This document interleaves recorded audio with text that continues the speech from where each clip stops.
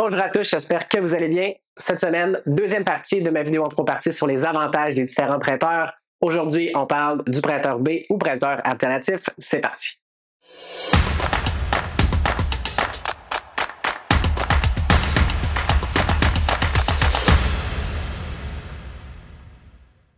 Souvent, les points négatifs de un vont être les points positifs de l'autre et les points positifs de un vont être négatifs de l'autre. Vice-versa, ça va ressembler un petit peu à ça aujourd'hui, mais je vais essayer de rentrer un peu plus dans les détails.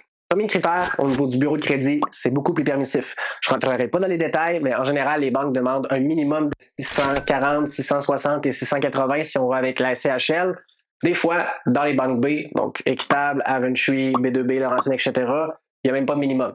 Donc, ça dépend vraiment de certaines banques. Donc, c'est pour ça que c'est important de parler à son courtier, parce que souvent, on ne peut pas faire affaire avec une banque alternative sans courtier.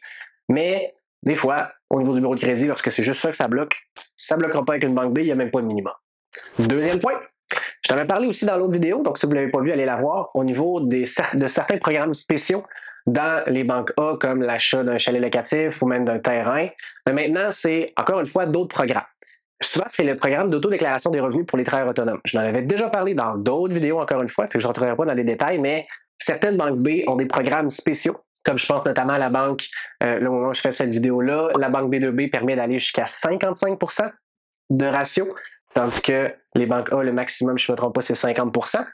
5% fait quand même une très, très grosse différence. Il y a aussi le programme d'autodéclaration, ça j'en ai déjà parlé, mais bref, ils vont qualifier sur le revenu brut ou le revenu de compagnie versus personnel. Bref, peu importe tout ça. Donc, les programmes, le deuxième point, en fait, c'est justement les programmes banque B, c'est le même point positif que les banques A. C'est normal, ils ont chacun leur créneau, fait que vraiment, les programmes spéciaux, c'est l'avantage numéro 2.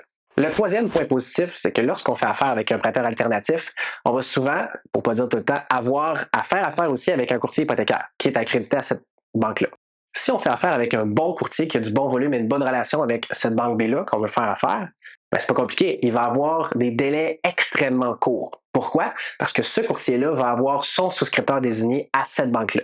Et un bon courtier, une bonne équipe de courtiers, va avoir leur souscripteur désigné dans toutes les banques alternatives. C'est le cas pour moi. On a nos souscripteurs désignés dans les banques alternatives, donc c'est normal en même temps, on se spécialise là-dedans.